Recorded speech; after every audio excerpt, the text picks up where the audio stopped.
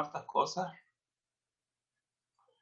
pero de todas formas yo voy a aprovechar de, en el práctico de la tarde, quiero decirle, vamos a meter la materia que está aquí, pero también vamos a meter otro poquito de la misma materia que vimos de electrocardiografía, ¿ya? Cosas sencillas o electrocardiogramas que ya hayamos visto. Ya los voy a meter como para que practiquemos también, ¿bueno?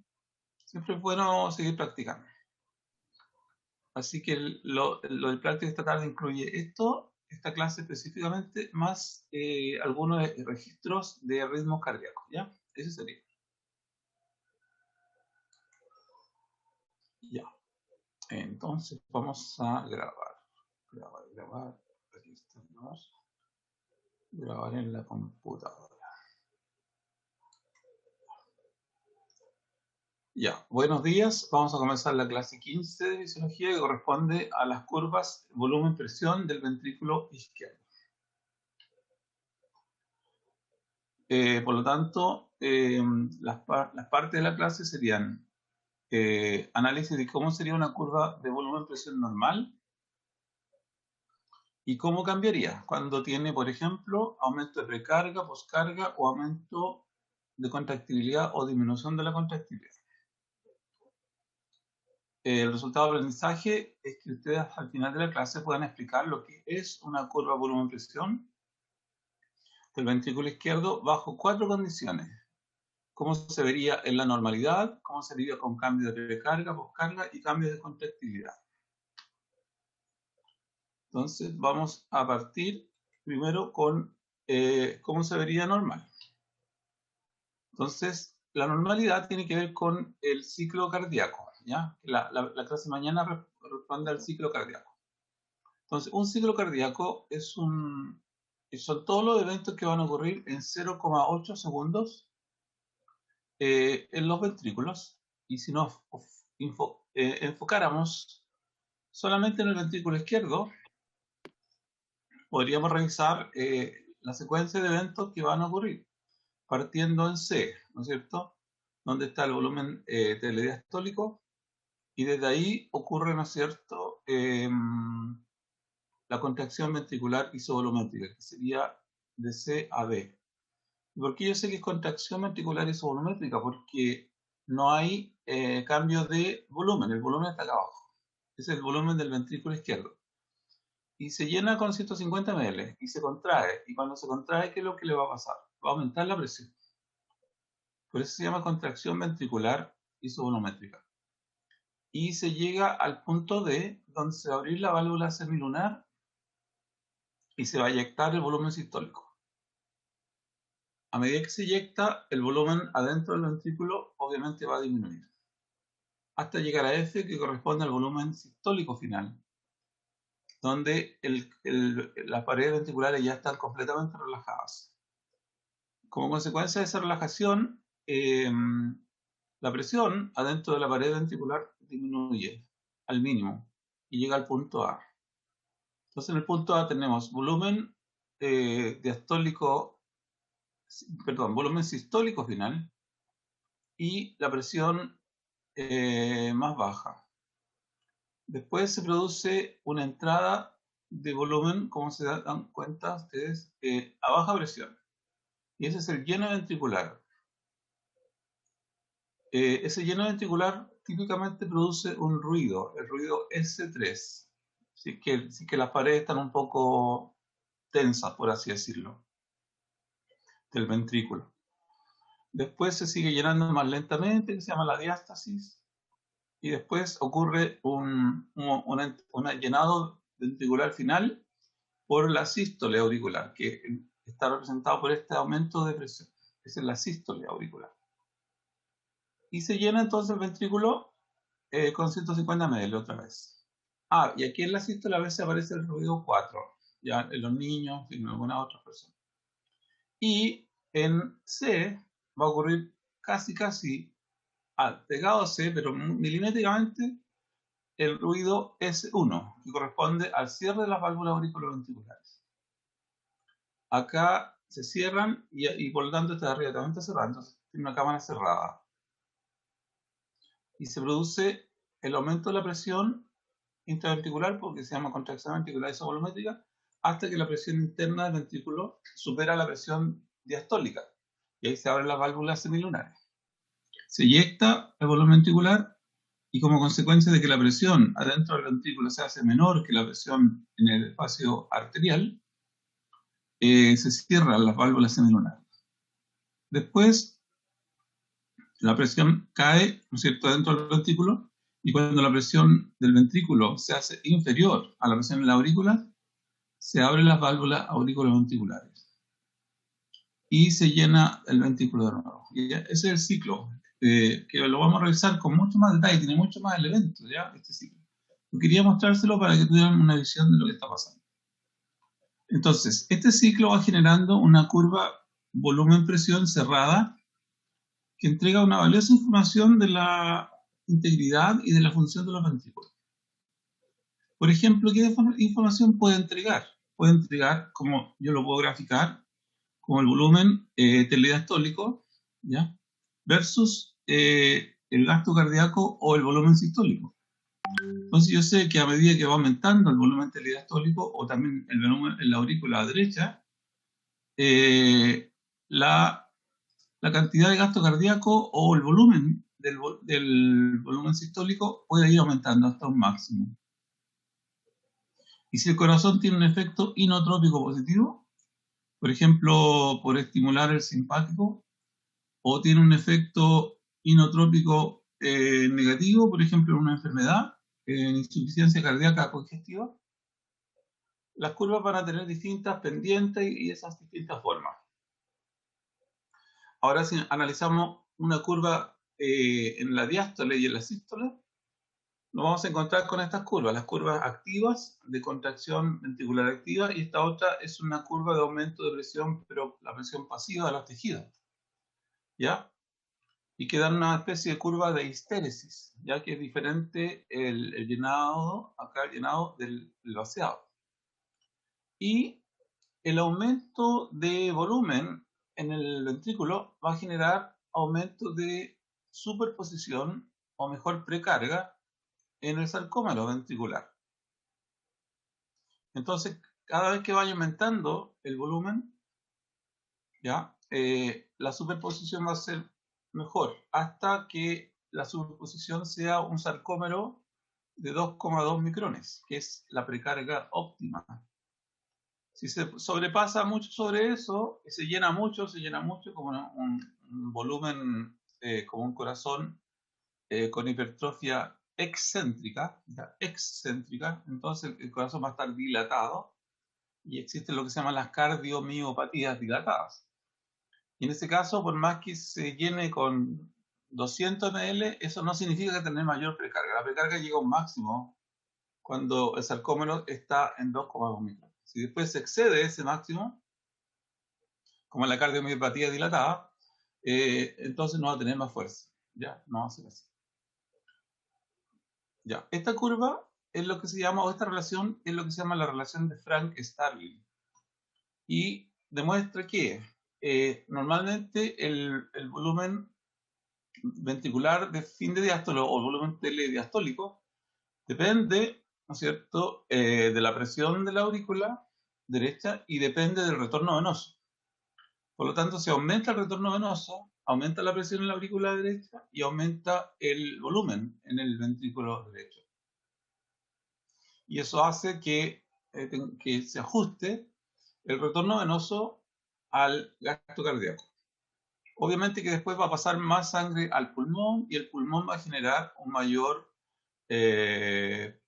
volumen, ¿no sé?, o presión en la aurícula izquierda, y eso va a generar un mayor volumen en el ventrículo izquierdo, lo cual va a generar la curva esta en realidad. ¿Ya? Eso.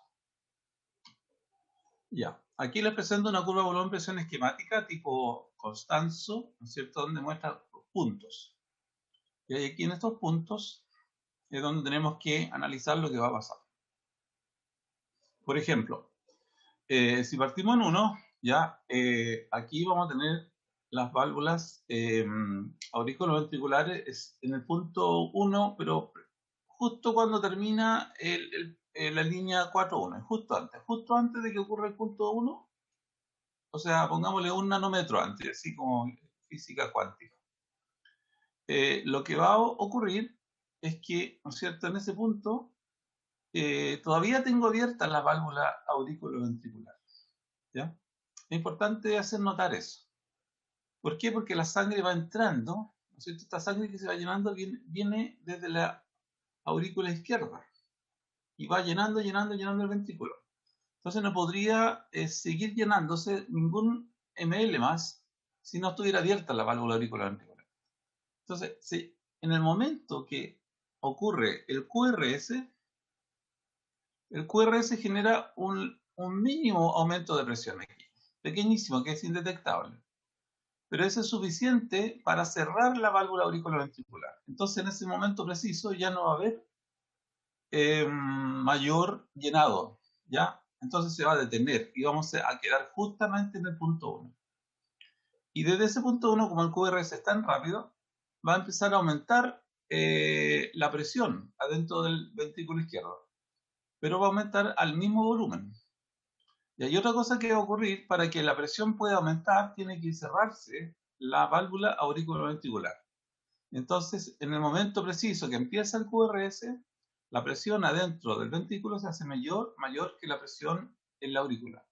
Y eso fuerza el cierre de las válvulas que tienen esa orientación de cerrarse cuando aumenta la presión del ventrículo.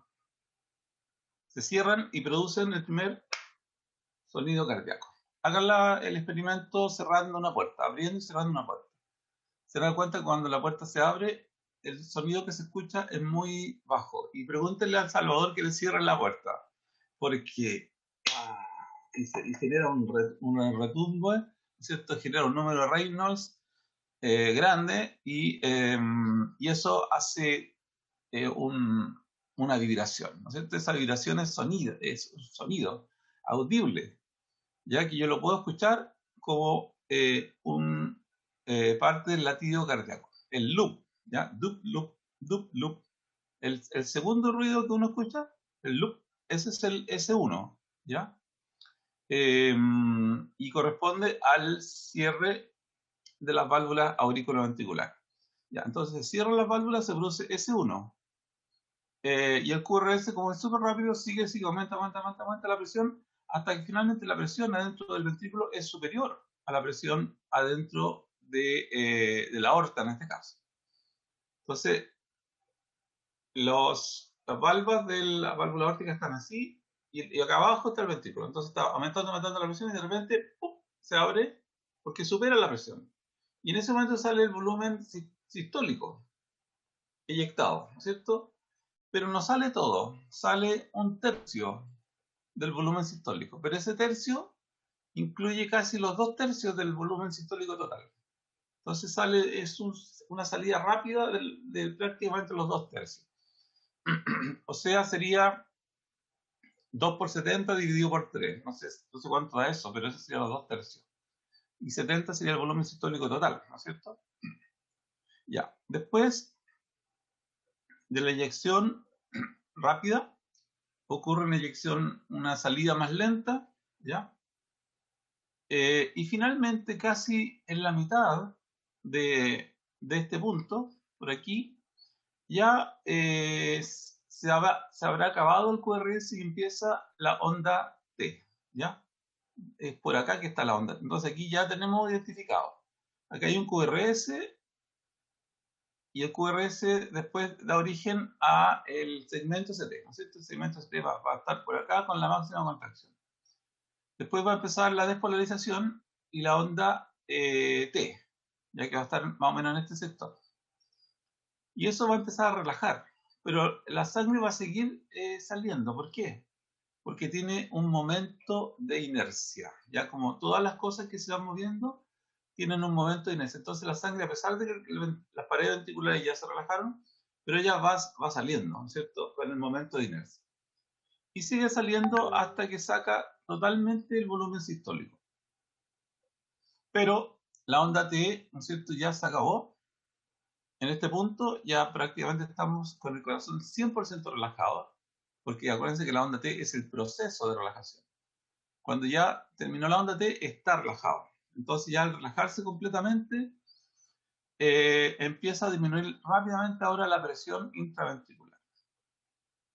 Y cuando la presión adentro del ventrículo se hace inferior a la presión que está, ¿no es cierto?, en la aorta, entonces se cierran las válvulas auriculoventriculares, ¿ya? Perdón, las válvulas aórticas, ¿no es cierto? Se va a cerrar esa válvula. Claro, se cierra, ¿no es cierto? Y ya no va a poder seguir saliendo más sangre, o no se va a poder devolver, porque también podría pasar que se devolviera. Claro, en este caso sería que se devolviera, porque la presión adentro del ventrículo se hace inferior a la presión adentro de la arterial. Entonces se devolvería. Pero se devuelve un poquito, ¿ah? De hecho, sí se devuelve un poquito. Y cuando se devuelve un poquito, eso es lo que se llama la escotadura dicrótica, que lo vamos a ver en un gráfico cuando veamos el perfil de presiones.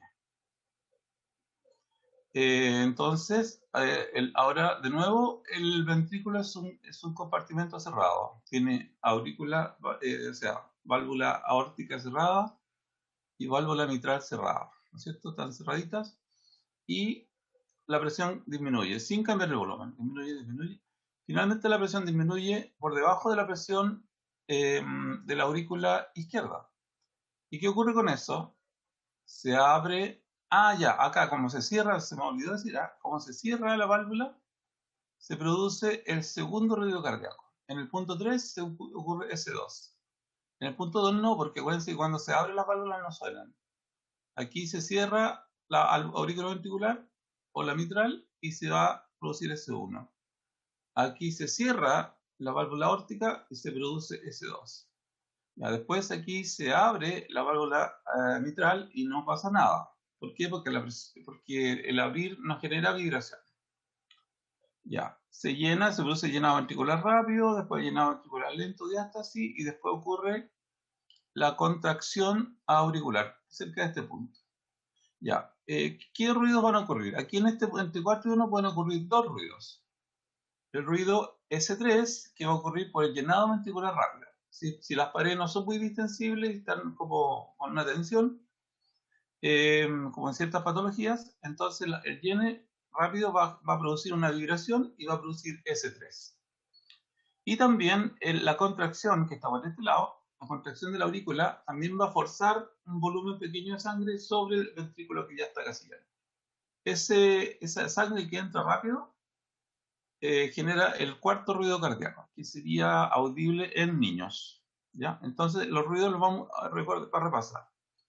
S1 se cierra la válvula mitral. S2 se cierra la válvula aórtica. S3, llenado ventricular rápido. Y S4, contracción de las aurículas. ¿Ok? Ahí están las posiciones de los ruidos cardíacos. Acá está la misma explicación de lo que acabo de decir, ¿no es cierto? 1 y 2, contracción ventricular isovolumétrica. 2 y 3, eyección ventricular. 3 y 4, relajación ventricular isovolumétrica. 4 y 1, llenado ventricular. ¿Ya? Y la posición de los ruidos. S1, S2, S3, audible en niño, en adulto. S4, por sístole auricular. ¿Ya? Eso. Y ahora vamos a ver el concepto de la precarga y la poscarga. Entonces, si acá tenemos en el color este medio morado, tenemos la curva volumen-presión normal, ¿ya? Entonces vamos a subir que estos son 140, 140, 140. Y las presiones a las cuales vamos a llegar son 120, por ejemplo, aquí. Entonces todo a 120. Por lo tanto, por ejemplo, si tenemos un retorno venoso mayor, ¿ya? Y llenamos con más volumen en el ventrículo. ¿Qué va a pasar? Se va a producir un estiramiento de los sarcómeros y va a llegar a una precarga mejor. Entonces va a aumentar la precarga y como consecuencia de esto va a producir un latido más rápido y más fuerte. Un volumen sistólico con más fuerza, ¿no es cierto? Mayor volumen sistólico, perdón, y una sístole que se va a sentir. Si esto ocurriera solamente una vez, le llamaríamos una extrasístole ventricular. O también una contracción ventricular prematura, que ustedes ya lo saben revisar en el ECG. Se ve la onda P, QRS, onda P, QRS, y de repente, antes del QRS, no aparece la onda P, y aparece una onda QRS anómala, ancha y con una gran onda S. Y si ocurre solamente una vez, eso se llama extrasístole ventricular, ¿ya? Y que como consecuencia de eso tendría, en el momento posterior a la extrasístole, recordemos, ese sería el momento posterior, el ventrículo se llenaría más. ¿Y por qué se llena más cuando hay una extrasístole ventricular? El latido siguiente se llena más porque la aurícula no logró agregarle su 20 o 25% de volumen y se produce la asístole antes de que llegue la onda P. Entonces, ¿qué significa? Que se va a ir acumulando un volumen un poco mayor en la aurícula. Y en el siguiente latido va a ocurrir que el ventrículo se va a llenar más, como se ve acá. Y en el siguiente latido es donde va a ocurrir la palpitación, ¿ya? Entonces, hay un desfase pequeñito entre lo que ve uno en el ECG como extrasístole, que ahí no va a producir la palpitación, sino que en el latido siguiente, que se ve como normal, pero en realidad para efectos del paciente es en ese punto, en el siguiente de la extrasístole, es donde se ve la, ¿no es cierto?, la... ay, se me fue. Lo que sigue la extrasístole es donde se ve la palpitación, eso es lo que quería decir. Ya, no sé si entienden lo que estoy diciendo, está muy complicado.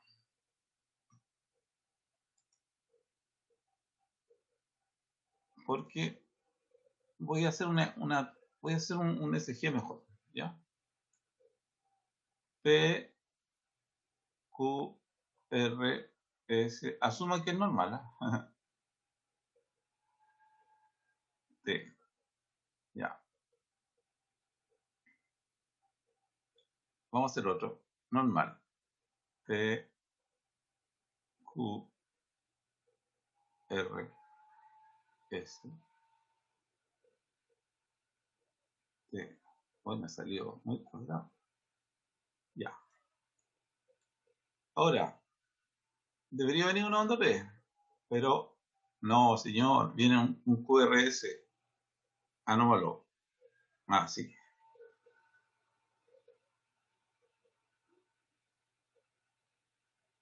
Ya después de esto, se normaliza y aparece una P, un Q, una R, una S y una T. Ya, entonces, esto que está acá,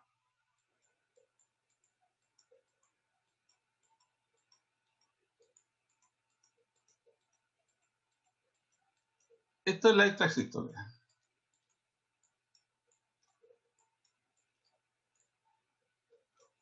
Como se dan cuenta, no tengo mucho motricidad fina. Ya, extrasístole. Ventricular. O también conocido como contracción ventricular prematura. PVC en inglés, o en español sería contracción ventricular prematura. Ya. ¿Aquí siente el paciente el latido? La respuesta es no, porque no hubo mayor precarga. En este que está aquí, ¿siente el latido del corazón el paciente? Sí. ¿Y por qué lo siente? Porque si supongamos que aquí, este ventrículo, en este latido, en este ciclo cardíaco, se llenó solamente con un 80% del volumen telediastólico.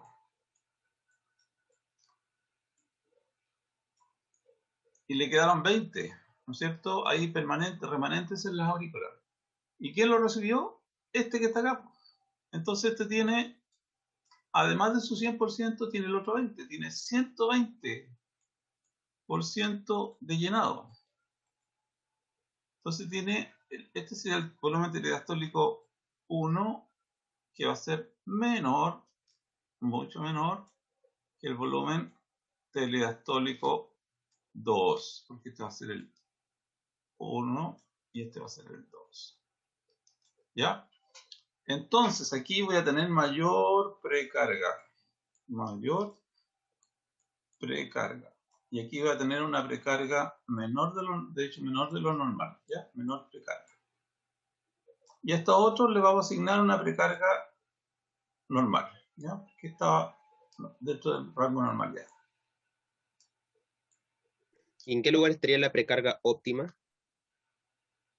En este podría estar la óptima. En este. ¿Por qué? Porque se llenó más. Al llenarse un poco más, puede haber llegado, aquí esto todo es relativo, ¿eh? Pero supongamos que aquí llegó al máximo que puede expulsar, ¿ya? Entonces diríamos que esta fue más óptima que esta, podríamos decir. Y estas dos, estas precargas normales son normales, ¿por qué? Porque son precargas en reposo, normales en reposo, vamos a decir, para que quede claro. No es que siempre normal, sino que normal cuando estamos en reposo. ¿Ya? O sea, son precargas que no son las máximas. ¿Ya? Entonces, esta precarga normal y esta precarga normal son mayores que esta precarga de 1. Pero la precarga de 2 es mayor que todas estas. ¿Ya? Por lo que acabamos de decir, porque se le llenó con más volumen. Y lo que sintió el paciente es esto, sintió este latido. Pero en el ECG tú no puedes saber cuál sintió. Lo que puedes saber es dónde hubo la extrasístole. Entonces tú tienes que inferir que después de la extrasístole quedó más volumen y se llenó de más volumen, y este sería donde sintió el latido. Y es una manera de identificar. Es una inferencia que uno hace. ¿Ya? ¿De dónde sintió el latido? ¿En qué lugar exactamente sintió el latido del paciente? ¿Ya? ¿Se entiende? ¿Sí se entiende? Ese sentir el latido significa que el paciente lo sintió como más fuerte de lo que lo siente normalmente, ¿no? Claro, lo que pasa es que el paciente cuando el corazón le está latiendo, él no lo siente. ¿Por qué? Porque tenemos una desensibilización sensitiva al latido. No estamos pendientes el ruido existe, el latido existe, el movimiento del corazón existe continuamente y uno no está pendiente de eso porque lo ha bloqueado.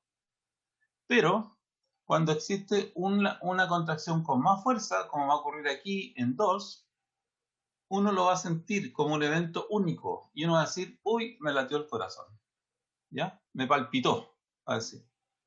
Entonces llega y el paciente dice que le palpitó, que sintió su corazón. ¿Por qué? Porque hubo una diferencia, aunque fuera minúscula. Y esa diferencia minúscula la percibieron los receptores que estaban acostumbrados a un latido más bajo. ¿Ya? Sí, muchas gracias, profesor. Se entendió Eso. bien. Muy bien. Ya, Profe, entonces, sí, dígame. profe, eso de los latidos, por ejemplo, bueno, a mí me ha pasado pocas veces, pero hay veces que siento los latidos, pero no es un latido, sino seguidos, así como normales. En eso no había ningún problema, incluso si el cuerpo está acostumbrado al, como a no No, escucharlo. significaría que probablemente te relajaste. Seguramente estás relajada para que lo puedas escuchar. Ah, ya, no Estás había ahí problema. en una posición zen, estás haciendo una meditación, estás ahí con la cabeza para abajo, ¿no es cierto? Haciendo yoga, no sé, algo seguramente estás haciendo Ya, que te ya, hace profe, gracias. percibir, claro, tu cuerpo de mejor forma. Ahora, si tenés taquicardia, claro, obviamente uno va a sentir la mayor fuerza. Claro, cuando uno tiene que taquicardia aumenta la frecuencia y aumenta la fuerza también. Y ahí uno lo siente. Ya, ahí tenemos la precarga, ¿no es cierto? De una precarga aumentada. Ahora veamos la poscarga. ¿Qué sería la poscarga? Sería un aumento en la presión diastólica, normalmente, ¿no es cierto? La presión diastólica, perdón, me equivoqué. Es un aumento en la salida, la presión de salida que tiene que ejercer para expulsar el volumen sistólico. Ese aumento de dificultad, ¿no es cierto?, podría generarse por varias razones. Ya hemos dicho, se puede generar, por ejemplo, porque lo más fácil sería entender que aumenta la presión diastólica arterial, ¿ya? De la sangre. Entonces, ya voy a tener que abrir la válvula aórtica, no ahora a 90 o 80 milímetros de mercurio, como sería este valor. Lo voy a tener que abrir acá, que está a 110 milímetros de mercurio, por ejemplo. Entonces le va a costar más. Y como le cuesta más, gasta más oxígeno, va a lograr expulsar un volumen menor, ya como se ve acá. Entonces, el lograr expulsar contra una presión mayor es lo que se llama aumento de la poscarga. Pero este aumento de la poscarga no es solamente aumentar la presión diastólica arterial. También podría ser cualquier dificultad que te impida sacar la sangre por la válvula aórtica, incluyendo una estenosis de la válvula aórtica. Eso podría ser también un aumento de la poscarga con presión arterial normal. Entonces yo les digo, un paciente tiene la presión arterial normal, pero tiene una estenosis. ¿Qué es lo que tiene? Ustedes ya saben, tiene un aumento de la poscarga también, ya, porque le va a costar. Ahora, también podría pasar lo siguiente, que existiera un aumento en la resistencia periférica total, ¿ya? Y no necesariamente un aumento en la presión ni tampoco en estenosis. Eso también podría generar un aumento en la poscarga, ¿ya? Un aumento en la resistencia periférica. Ahora, incluso hacia adentro también, porque lo que hemos estado mirando es desde la válvula aórtica para afuera, ¿no es cierto? Hemos visto válvula aórtica estenosada, presión en la aorta, presión diastólica en la aorta aumentada, o resistencia alejada, pero también aumentada. Ya todo eso está hacia afuera. Pero importante entender que también si hay alteraciones hacia abajo en el ventrículo, también podrían aumentar la poscarga. Vamos a verlo en otro ejemplo, ¿ya? Pero hay alteraciones hacia arriba, arriba y arriba abajo de la válvula aórtica que aumentan la poscarga, ¿ya? Y finalmente tenemos el gráfico que muestra aumento de la contractilidad, ¿ya? ¿Y por qué yo sé que hubo aquí un aumento de la contractilidad? Porque este corazón logró, ¿no es cierto?, partiendo de una misma precarga, ¿ya? Aquí yo no aumenté la precarga, ¿ya? Como en el caso 1 o A. Aquí lo que yo hice, le dije al corazón que latiera con más fuerza lo que tiene. Esto lo hace típicamente, ¿no es cierto?, las catecolaminas, es el aumento del tono simpático, ¿no es cierto?, permite que el volumen que yo tenga lo pueda expulsar mejor y tenga más fuerza para expulsarlo. Entonces, ¿qué voy a lograr? Voy a lograr que tenga un volumen telesistólico menor, ¿ya? El volumen que está en 4 es el volumen telesistólico. El volumen que está en 1 es el volumen telediastólico. En 2 sigue siendo volumen telediastólico y en 3 sigue siendo volumen telesistólico, ¿ya? Y la diferencia entre 1 y 4 es el volumen sistólico, ¿ya? Eso. Acá, por ejemplo, en aumento de la poscarga voy a tener una disminución del volumen sistólico.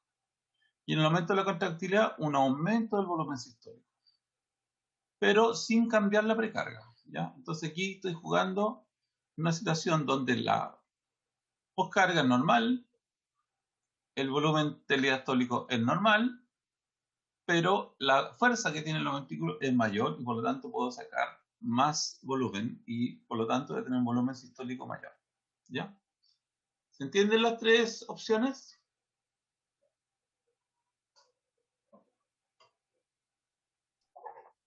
Sí.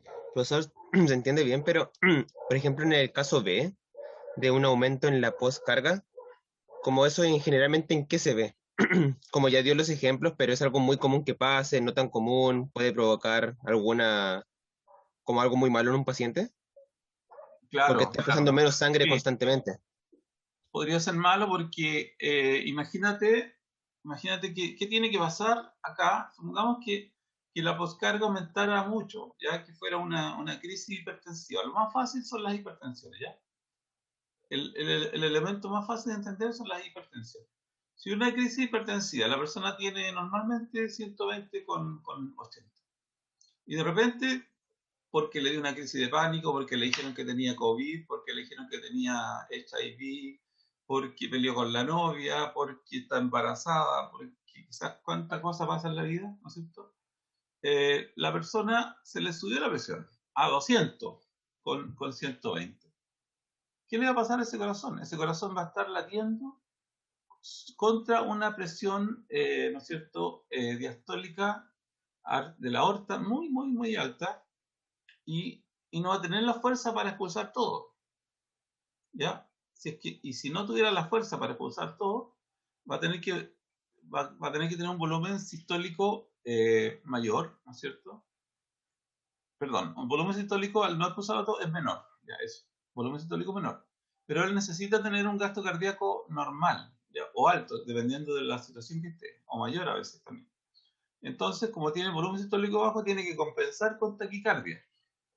Y aquí vamos a, entonces, porque acuérdense que el gasto cardíaco es igual a volumen sistólico por la frecuencia.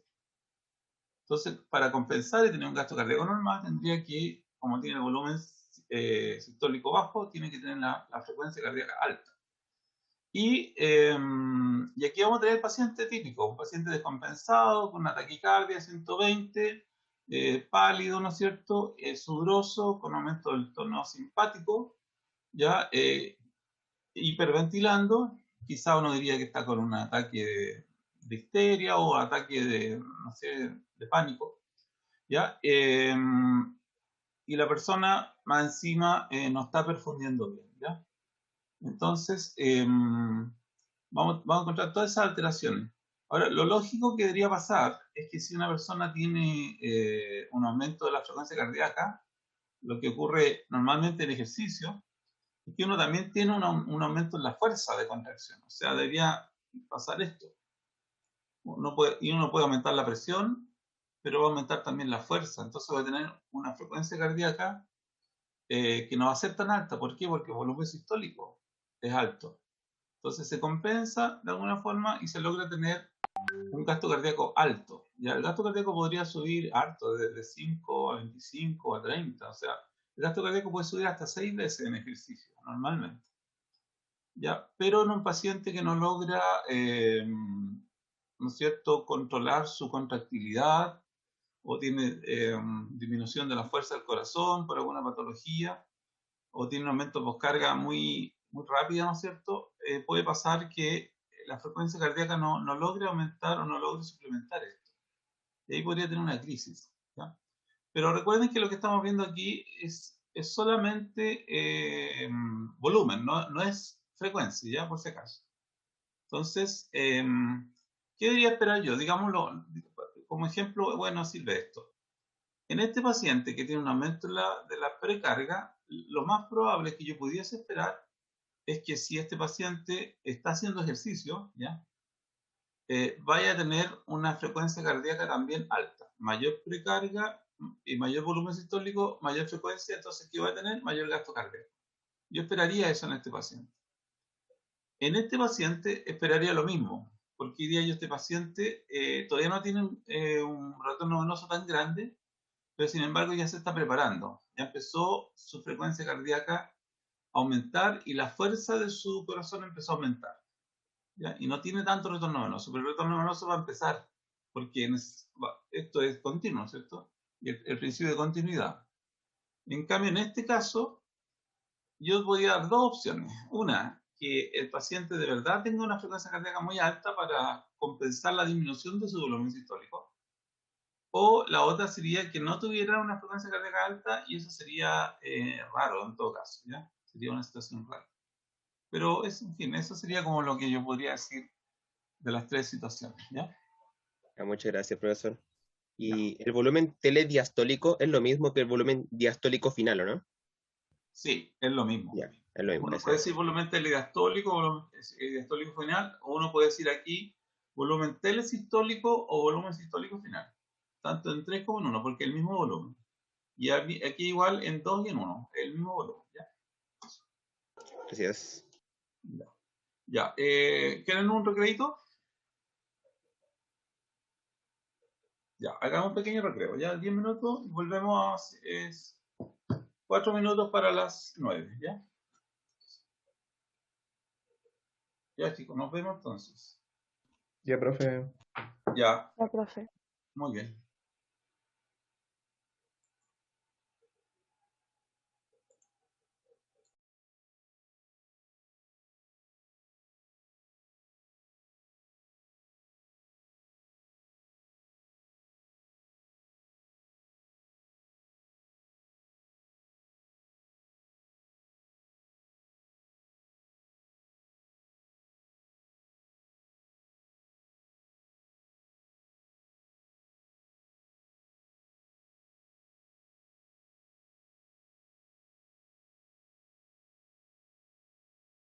Uy, estuvimos grabando, no me di cuenta de cortar la grabación. Perdón.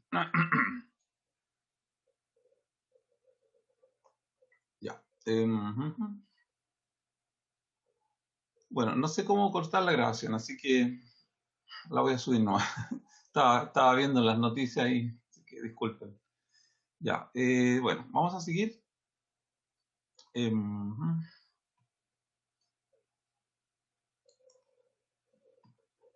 Ya, entonces vamos a recordar lo que es la poscarga. La poscarga representa un impedimento al acortamiento del sarcómero o a la expulsión del volumen sistólico. Ya, no sé, en general podríamos decir que la poscarga del ventrículo izquierdo estaría representada por la presión arterial diastólica, pero podría incluir otros factores, por ejemplo, la resistencia periférica, la estenosis aórtica o la dilatación del ventrículo izquierdo. Entonces sabemos que normalmente un aumento de la poscarga no impide al ventrículo izquierdo normal generar un volumen sistólico adecuado. ¿Por qué? Porque ese aumento de la poscarga normalmente viene acompañado por un aumento de la contractilidad, ¿ya? Pero en un ventrículo izquierdo enfermo, por ejemplo, insuficiencia cardíaca congestiva, esto podría generar una disminución del volumen sistólico. ¿Por qué? Porque, por definición, el ventrículo con insuficiencia cardíaca congestiva no tiene fuerza, no tiene mayor contractilidad, tiene menor contractilidad o tiene lo que se llama un inotropismo positivo, ¿ya? Perdón, negativo por ser inferior. Ya, y acá tenemos la curva volumen-presión, ¿no es cierto? Frente a un aumento de la poscarga. Y entonces, ante un aumento de la poscarga, eso va a implicar que va a caer para mantener la presión, tendríamos que va a caer el volumen sistólico y el volumen residual va a aumentar, ¿no es cierto? Porque va a quedar más volumen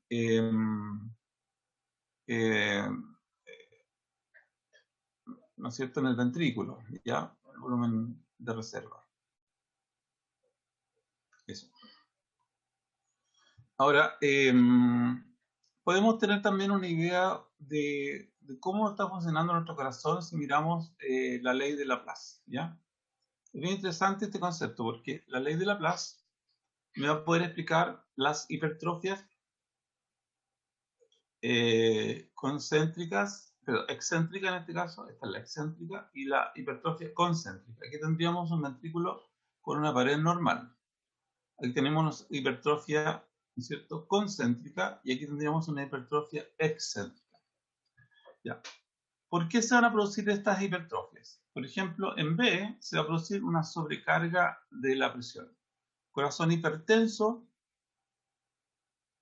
¿no es cierto?, con una, obviamente, una mayor poscarga, ya el corazón hipertenso, o sea, una persona hipertensa con una mayor poscarga, va a ejercer una mayor presión, una sobrecarga de presión sobre el ventrículo izquierdo, y eso va a generar una hipertrofia concéntrica.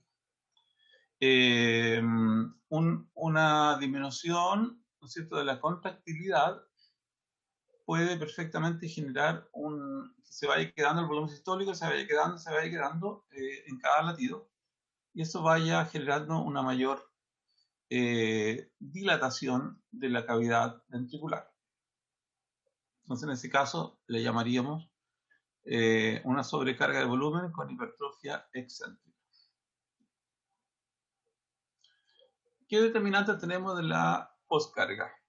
¿Ya? Aquí, como les decía yo, un determinante sería la resistencia. Disculpen, perdón. La resistencia periférica. Otro determinante podría ser la impedancia aórtica, que en el fondo lo podríamos revisar fácilmente como la presión diastólica. Y otro tiene que ver con la geometría del ventrículo. Ya si estamos hablando de un ventrículo, ¿no es cierto?, que puede estar dilatado o no, dependiendo de las ecuaciones de Laplace. ¿Ya? ¿Y por qué pasa esto? Porque de acuerdo a Laplace, mientras más ancho sea y el radio sea mayor, mayor es la tensión que va a tener esa estructura. ¿Ya? Entonces, quiero mostrarle un ejemplo sobre eso. A ver, aquí. Este ejemplo, después me devuelven, ¿ya? Este es un globo inflado, Ya, en este globo inflado voy a tener una distribución de los radios diferentes. Por ejemplo, aquí tengo un radio en el boquete que es R1. Y aquí tengo un radio en la parte más ancha del globo que es R2. Y como consecuencia del cambio del radio, se va a ir produciendo un cambio en la tensión. Y ahora pregunta para ustedes. Cuando ustedes inflan un globo y el globo lo tienen en la parte del radio más ancho y uno lo aprieta, normalmente está durito, apretadito, ¿no es cierto? Pero si uno va bajando y subiendo, por ejemplo, hasta donde está el boquete y aprieta el boquete, es colapsable, fácilmente colapsable. Entonces supongamos que esa fuerza de colapso que yo estoy sintiendo sea la fuerza que hay que hacer para la contracción, ¿ya? Entonces, mientras más ancho sea el ventrículo, más gasto más oxígeno voy a tener que gastar, más energía en poder apretar un poquito y eso generar una contracción, ¿ya? Y de hecho también va a ser un volumen poco el que voy a poder movilizar. En cambio, si estoy en la boquilla, voy a tener una resistencia menor al cambio de volúmenes, ¿ya?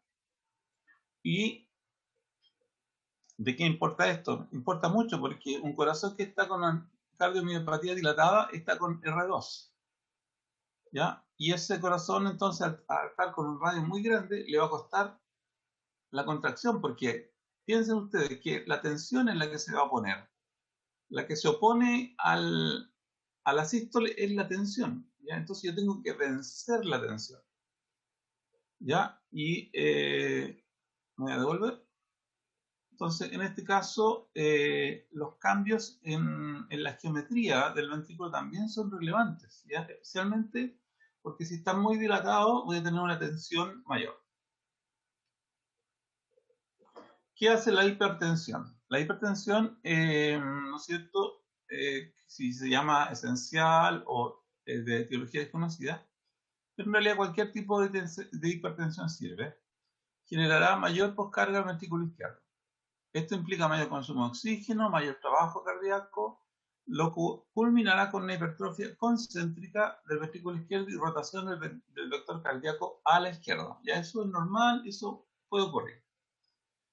Pero en el caso de la hipertensión pulmonar, por ejemplo, asociada a la enfermedad pulmonar crónica o la vasoconstricción hipóxica de la arteria pulmonar, esto genera mayor poscarga al ventrículo derecho, lo cual implicará mayor consumo de oxígeno, mayor trabajo cardíaco al ventrículo izquierdo, que culminará con hipertrofia excéntrica del ventrículo derecho, tenía que decir derecho, y aumento de amplitud de ondas P y rotación del vector cardíaco a la derecha, así que la masa total del ventrículo derecho se hace mayor a la masa total del ventrículo izquierdo. Y es importante para saber cuándo está rotado a la derecha o a la izquierda.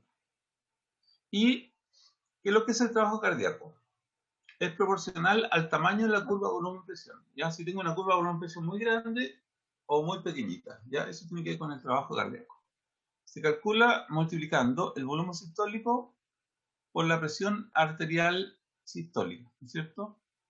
Ya, y en ambos ventrículos que tienen un mismo volumen sistólico por el principio de continuidad, pero el volumen derecho genera un séptimo de la presión sistólica del ventrículo izquierdo, por lo cual el trabajo del ventrículo derecho es un séptimo del trabajo del ventrículo izquierdo, ¿ya? Y dado que el trabajo del ventrículo izquierdo es superior al ventrículo derecho, entonces la pared del ventrículo izquierdo se hipertrofiará para compensar el mayor trabajo. Y ahora volvemos entonces a la ecuación de Laplace, donde nos va a explicar por qué un ventrículo que está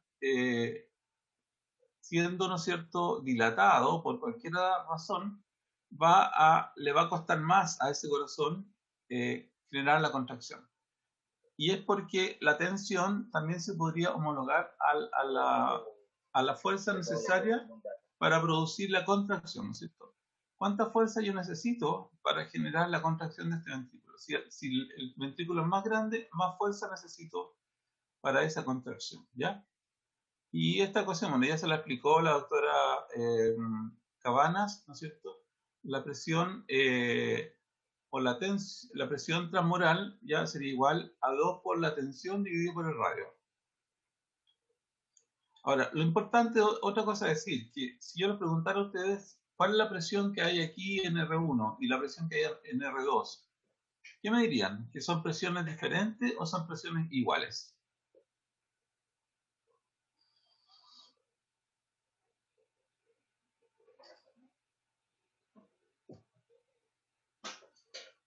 ¿Qué me responderían ustedes? La presión adentro del globo en R1 es menor y la presión en R2 es mayor, ¿sí o no?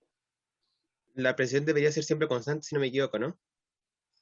La presión es constante porque la presión está dada por las moléculas que chocan. Y las moléculas que chocan no pueden ser diferentes acá que acá son las mismas. Lo que ocurre es que la tensión es la que va variando con el radio. ¿Ya? El radio al hacerse mayor, más tensión. El radio al hacerse menor, menor tensión. ¿Ya? Esa es la consecuencia de esto. Ya, sigamos. Ahora, de acuerdo a la asociación que tendríamos de la ley de Laplace al corazón, si comparamos el ventrículo derecho con el izquierdo debe generar más presión para vencer su poscarga, ¿ya? Y para mantener el mismo volumen sistólico y el mismo gasto cardíaco. Pero de acuerdo a la ley de Laplace, si aumenta la presión, ¿no es cierto?, aumentaría la tensión o el estrés de su pared. Y compensatoriamente su pared aumentaría de grosor, ¿ya? Porque para el caso del corazón va a aparecer ahora el factor grosor de la pared, ¿ya? Que sería, en algunos textos lo ponen como H.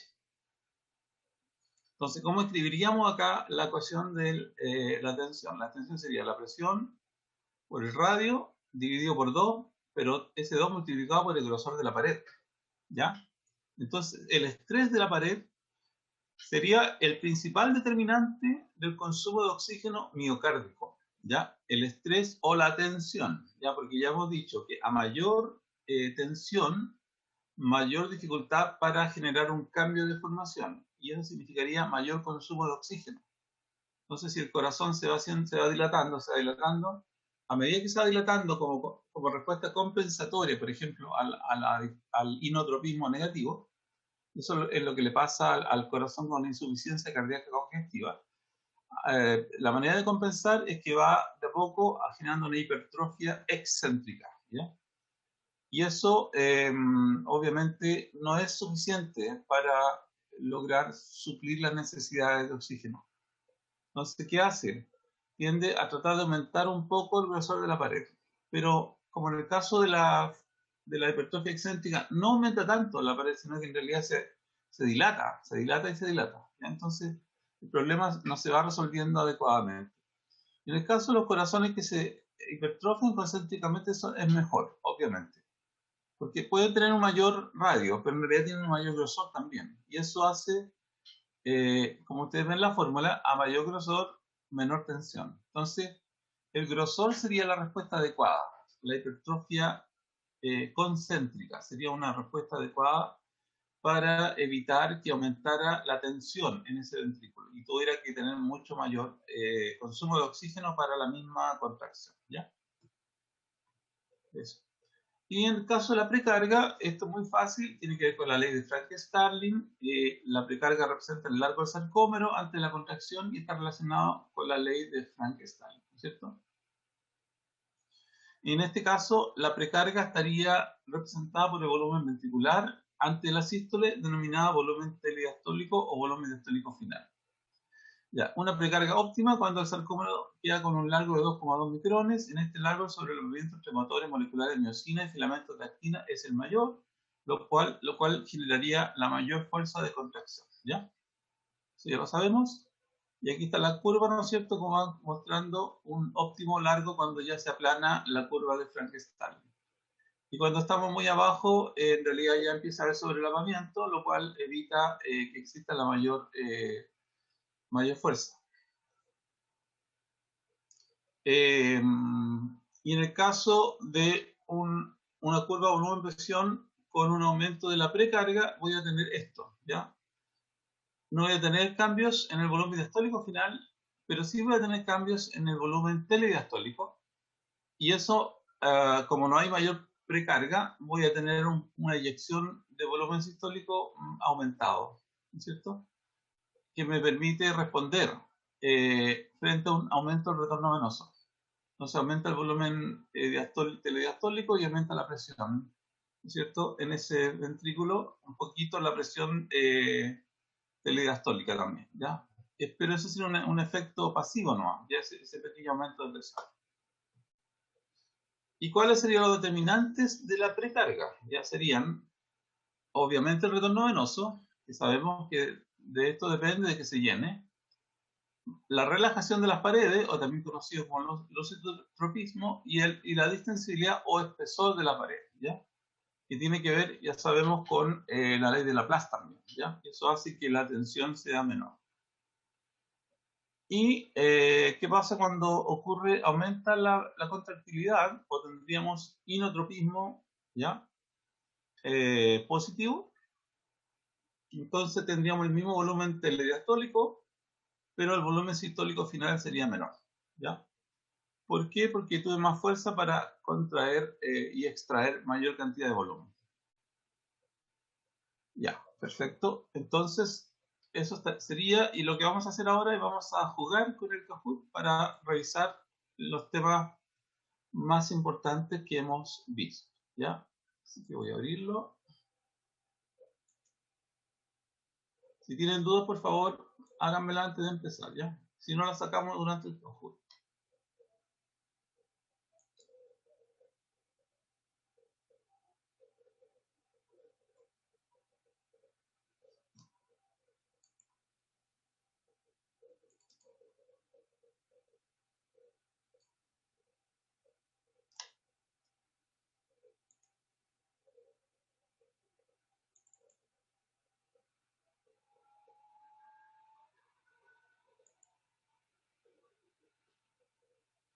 Ya, se la hice facilito, con verdad es fácil, así que esto va a ir rápido y va a funcionar, ¿ya?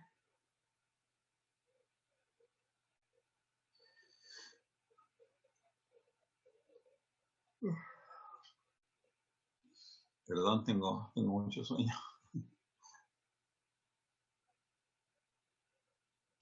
¿Se acostó un poco tarde ayer, profesor? No, me acosté temprano. Pero sabes que he estado cansado, he estado muy cansado. Entonces, de hecho, el sábado no hice casi nada. Ayer tampoco he estado descansado 2 días. Y no me siento que me falta descansar. Así que bueno, a tratar de acostarme temprano hoy día otra vez.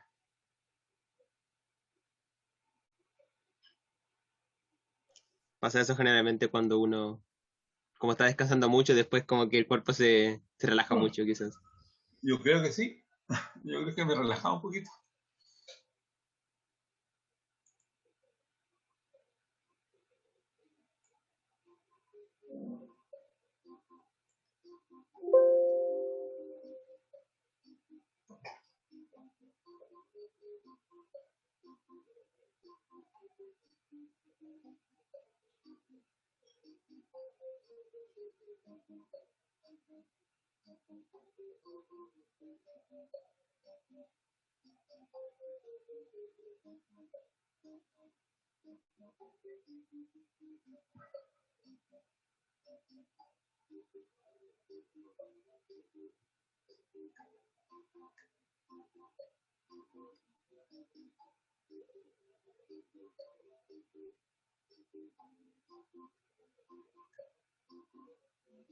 Ya parece que nos sigue aumentando más el número. ¿Qué hago?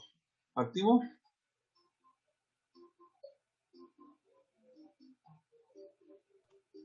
Sí, parto nomás. Yo creo que sí, Partamos. profesor. Ya, muy bien.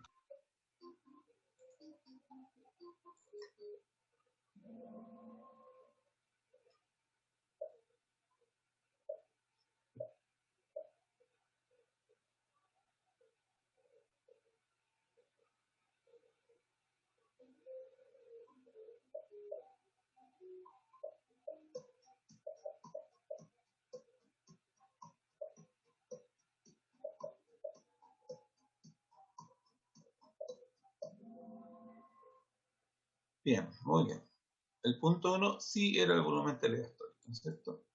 Bien.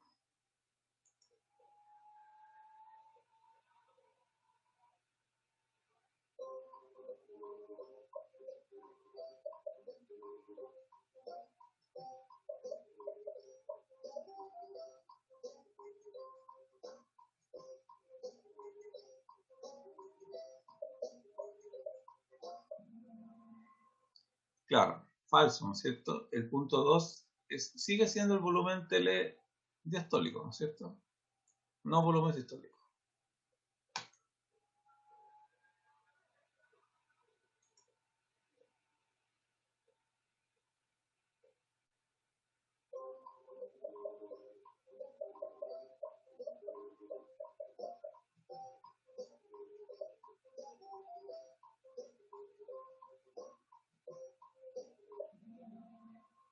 Claro que sí, el punto 3, volumen telesistólico o sistólico final.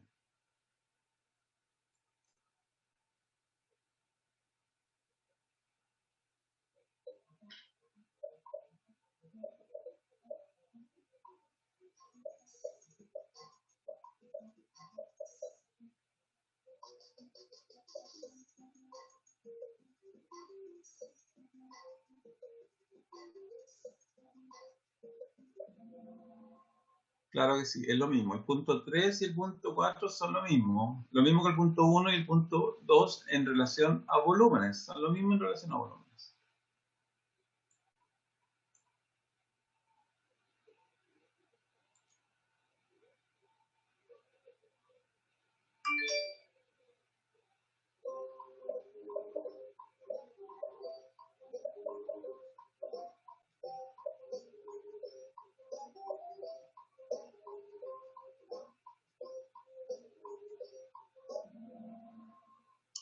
Claro que sí. Ese 1 corresponde al cierre de las válvulas AB en el punto 1. ¿Ya? Y la Rocío dice que tiene 5 respuestas correctas seguidas. Tiene una racha la Rocío. Perfecto. Muy bien.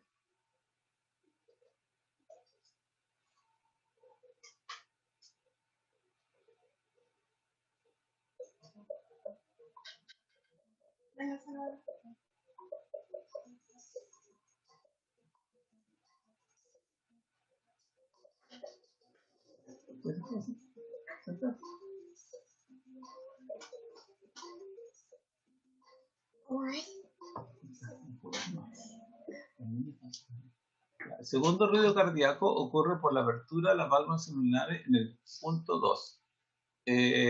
No, ahí no ocurre el segundo ruido, ¿no es cierto? Recordemos que la apertura de las válvulas no genera ruido. Y aquí El Salvador le está saludando, ¿no es cierto? La Lisette va adelante. Ya.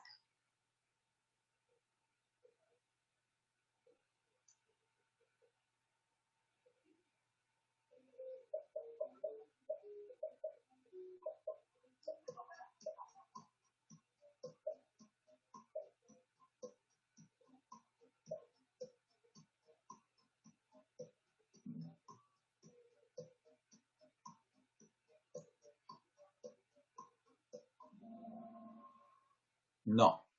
S3 no tiene que ver con el punto 3. S3 ocurre cuando se llenan los ventrículos. ¿Ya? Y esto está entre 4 y 1. Javiera, muy bien, va adelante.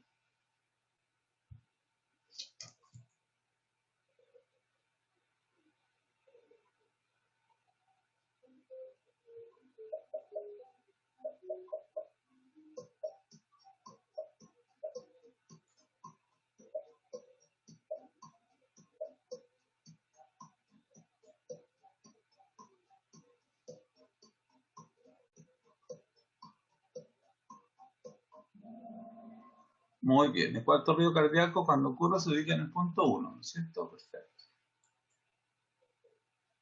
Lisette va adelante.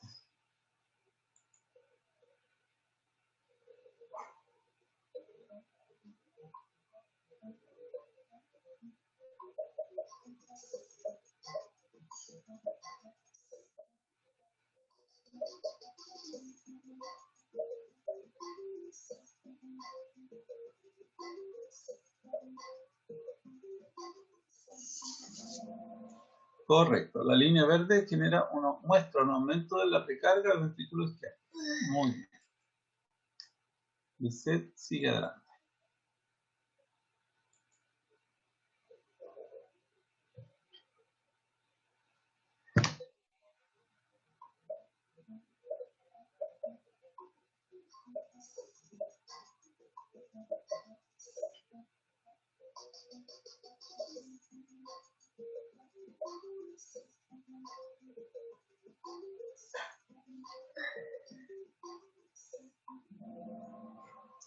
Claro que sí. Va a tener más fuerza porque tiene mayor precarga, ¿no es cierto? Eso es lo que pasa. Muy bien, Lisette.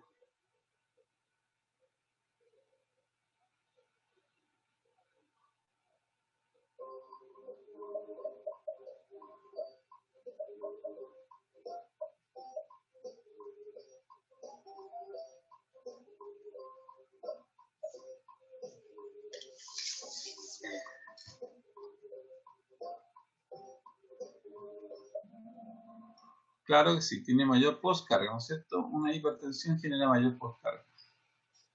Y el Christopher viene de vuelta. Ahí vamos.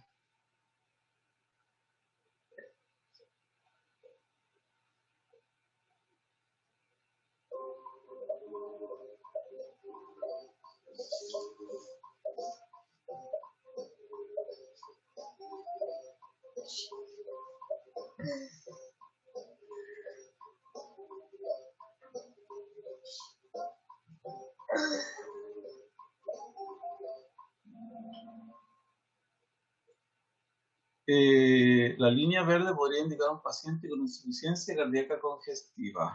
A ver. Claro. Tengo una duda.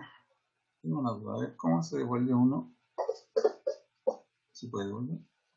No, no me puedo devolver. Ya. Al final vamos a revisar esta pregunta porque ahora que lo estoy mirando me quedé con una duda. Así que siga.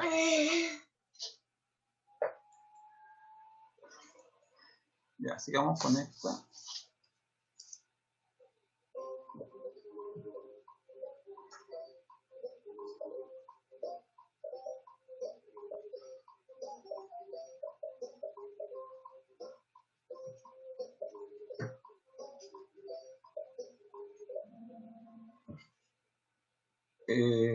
Claro, no es excéntrica, ¿no es cierto? Es aconcéntrica. Ahí sí. Ahí estamos bien. Veamos. Katy le está dando vuelta al resultado. Cristian va adelante. A ver.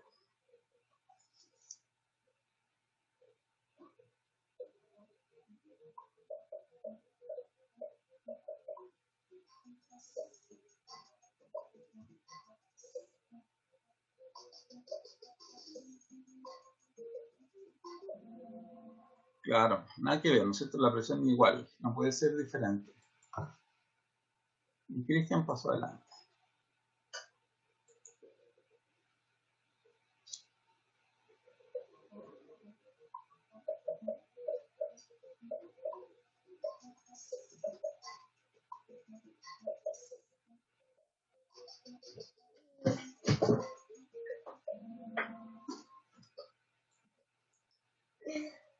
Lisette volvió a estar adelante. Wow.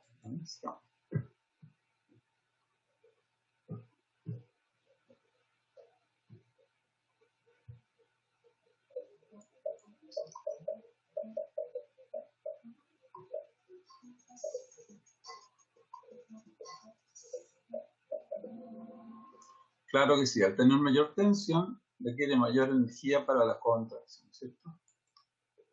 ¿Y quién gana? Lisette, Carla y Máximo. Muy bien. Ya, vamos a salir. Ya, pero ya estamos en la hora. Pero me quedé con una duda, Nuestras respuestas. La curva verde puede indicar. No sé. Uno, yo no tenía plata, no hice, no tuve. Profe, ¿puede poner ver informe completo? ¿Puede que le salga? ¿A dónde dice ver informe? En la esquina. Ah, aquí está. Sí. Ver informe. Ya, a ver. ¿Se está viendo ahora? No sé si salga, pero creo que no. Ah, seguramente no va a salir porque no estoy con Premium. Dice igual player. Dice la curva verde podría indicar a un paciente. Esta es la que yo creo que hay un error aquí. Esta pregunta creo que es un error. ¿Sabes por qué? Porque si el paciente tiene insuficiencia cardíaca congestiva, no va a tener mayor fuerza, porque aquí hubo un paciente que tuvo más fuerza de contracción. Debería contraerse y sacar menos volumen. Eso lo quería hacer. Entonces está errónea, me equivoqué yo al colocar la respuesta. Y ahora lo corregí, ahora me di cuenta que es un error, ¿ya? Para que no se queden con la idea de que es así. Paciente que tiene insuficiencia cardíaca congestiva tiene inotropismo negativo. Y por lo tanto no va a poder sacar más volumen, saca menos volumen, ¿ya? Eso. Bueno, ya eso quería corregir. Ya. Ya, Excelente, profesor. ya listo, chiquillos. Dejo de compartir y que les vaya súper bien.